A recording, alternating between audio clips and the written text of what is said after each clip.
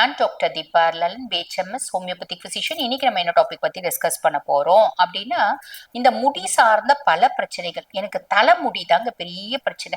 இந்த தலைமுடி நல்லா வளர மாட்டேங்குது. தலைமுடி பாத்தீங்கன்னா பயங்கரமா கொட்டுது. தலையில பயங்கர நமைச்சல் இருக்கு, பொடுகு இருக்கு, தலை எரியுது, தலையில குட்டி குட்டி கொப்பளங்கள் இருக்கு, வேனல் கட்டிகள் இருக்கு. ஓகேங்களா? ஸ்கேல்ப் இன்ஃபெக்ஷன்ஸ் இருக்கு, ஃபாலிகுலைட்டிஸ் இருக்கு. இப்படி நிறைய தலைமுடி சார்ந்த பிரச்சனைகளுக்கு என்ன ஒரு இயற்கையான தீர்வு, ஈஸியான தீர்வு என்ன அப்படின்னா வல்லாரை. இந்த வல்லாரை என்ன சொல்லுவாங்க அப்படின்னா சென்டெல்லா ஏசியாட்டிகா அப்படிம்பாங்க.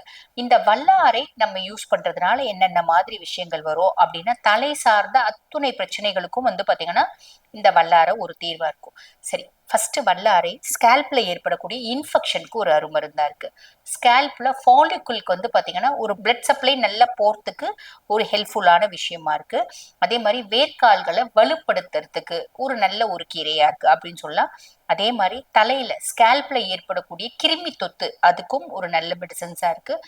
புழுவெட்டு அப்படின்னு சொல்லுவாங்க, அதுக்கும் நல்ல மருந்தா இருக்கு. இளநரை நல்ல மருந்தா இருக்கு. இப்படி நிறைய விஷயம் நம்ம தலைமுடி சார்ந்த பல பிரச்சனைகளுக்கு வல்லாரை ஒரு தீர்வு அப்படின்றது சொல்லிட்டே போலாம்.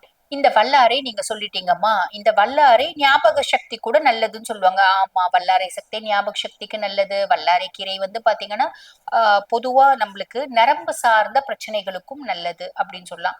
வல்லாரையினோட பெனிஃபிட்ஸ் ஏகப்பட்ட விஷயம் இருக்குதாங்க செய்யுது. சரி, நம்ம இப்ப இந்த ஸ்கேல்புக்கு எப்படி வல்லாரையை எடுக்கலாம் அப்படின்னா, ஃபர்ஸ்ட் விஷயம் நம்ம இன்டர்னலா எடுக்கணும். இன்டர்னலா வல்லாரை கீரை கூட்டு, வல்லாரை தோசை, வல்லாரை அடை, வல்லாரைக்கீரை வச்சு பொடி பண்ணிக்கலாம். பொடி வச்சு இந்த வல்லாரைக்கீரை பொடி அப்படின்னா வெறும் வல்லாரை வச்சு மட்டும் பண்றது இல்ல, வல்லாரைக்கீரை ஒரு மடங்கு. இப்போ ஒரு 100 கிராம் வல்லாரைக்கீரை அப்படின்னு வச்சுக்கோங்களேன்.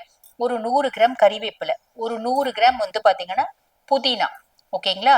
ஒரு 100 கிராம் பருப்பு கீரை. இது எல்லாத்தையும் நல்லா பாத்தீங்கன்னா கழுவிட்டு கொஞ்சம் தண்ணி இருந்த பின்னாடி கடாயில எண்ணெய் போட்டு அப்படியே வறுத்துடணும்.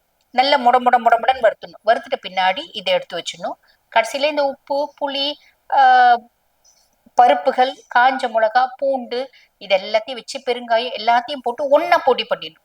பொடி பண்ணிட்டு இத குழந்தைங்களோ பெரியவங்களோ யாரா இருந்தாலும் மத்தியானம் சாப்பிடறதுக்கு முன்னாடி, பொதுவா நம்ம முன்னோர்களா ஒரு பழக்கம் வச்சிருந்தாங்க இல்லையா, சாப்பிடறதுக்கு முன்னாடி கொஞ்சம் பருப்பு போட்டு நெய் ஊத்தி சாப்பிட சொல்லுவாங்க இல்லைங்களா? அந்த மாதிரி இல்லைன்னா அங்காய பொடி அப்படிம்பாங்க.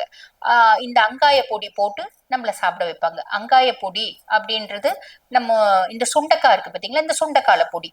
அந்த மாதிரி இந்த சுண்டைக்காலாம் போட்டு செய்யறது. சுண்டைக்காய் தான் மெயின் இன்கிரியன்ட் அதுல. அந்த மாதிரி இந்த பொடி வல்லார பொடி இது வெறும் வல்லார வச்சு மட்டுமே பண்றது உண்டு. இப்ப நான் சொன்ன இன்கிரியன்ஸ் எல்லாம் இல்லாம, ஆஹ் வெறும் பருப்பு கீரை இல்லாம, அதே மாதிரி கறிவேப்பிலை இல்லாம, புதினா இல்லாம வெறும் வல்லாரம் வச்சு மட்டுமே செய்யறதும் உண்டு. அந்த மாதிரி உங்களுக்கு பிள்ளைங்களுக்கு இதெல்லாம் கலந்தா டேஸ்ட் பிடிக்காது, இல்லை எங்களுக்கே இதெல்லாம் கலந்தா டேஸ்ட் பிடிக்காதுன்னா வெறும் வல்லார வச்சே கூட நீங்க செஞ்சுக்கலாம். ஆக இந்த பொடி டெய்லி போட்டு சாப்பிடுறது மூலியமா நம்மளுக்கு நிறைய நல்லது நடக்கும். அது மட்டும் இல்லாம எங்களுக்கு வல்லார ஃப்ரெஷ்ஷாவே கிடைக்குங்க அப்படின்னா ரொம்ப சிம்பிள். வல்லார வாரத்துல 3 நாள் கூட்டு, குழம்பு இந்த மாதிரி நம்ம வச்சு சாப்பிட்டுக்கலாம். அடை, வடை, அதே மாதிரி தோசையில போட்டு அப்படியும் சாப்பிட்டுக்கலாம். ஆக உள்ளுக்கு வல்லாரை எடுத்துக்கோங்க. ரொம்ப சிம்பிள். எப்படி எடுக்கிறீங்களோ எடுத்துக்கோங்க. ஓகேங்களா? அதுக்கடுத்து வல்லாரை எண்ணெய் காய்ச்சிக்கலாம். இது எப்படி அப்படின்னா, ஒரு 100 எம்எல் தேங்காய் எண்ணெய், 100 எம்எல் தேங்காய் எண்ணெய்க்கு 2 புடி வல்லாரை, 2 புடி வல்லாரையை மிக்சியில போட்டு வாஷ் பண்ணிட்டு மிக்சியில போட்டு நல்லா அரைச்சிடுங்க. அரைச்சிட்டு அந்த தேங்காய் எண்ணெய் நல்லா லைட்டா சூடாயிட்டே வரும்போது இதை போட்டீங்கன்னா சட சட சட சடன்னு வெடிக்கும். நல்லா பாத்தீங்கன்னா இரும்பு கடாய், அடி கனமா இருக்க இரும்பு கடாயில போட்டு அப்படியே சிம்ல வச்சு விட்டுருங்க. ஒரு ஸ்டேஜ்ல அப்படியே புகை வரும். நல்லா அதனோட எக்ஸ்ட்ராக்ட்ஸ் எல்லாம் இறங்கிடும். இறங்கின பின்னாடி அதை அப்படியே விட்டுட்டு சாயங்காலமா வடிகட்டி அந்த எண்ணெயை நம்ம தலைக்கு யூஸ் பண்ணலாம். தலை சார்ந்த அத்துணை பிரச்சனைகளுக்கும் பெஸ்ட் தீர்வா இருக்கும். அதுக்கப்புறம் வல்லார ஹேர் பேக். இந்த வல்லார கீரை ஒரு 2 கைப்பிடி எடுத்துக்கோங்க. எடுத்துட்டு கொஞ்சம் தயிர் போட்டு நல்லா அரைச்சிடுங்க. அரைச்சிட்டு அது பாத்தீங்கன்னா நல்ல குழன்னு மருதாணி கன்சிஸ்டன்சி சாஃப்டா அரைச்சிடுங்க. தலையில நல்லா அப்ளை பண்ணிட்டு ஒரு ஷவர் கேப் போட்டு 1 மணி நேரம் விட்டுட்டு தலை குளிச்சிடுங்க.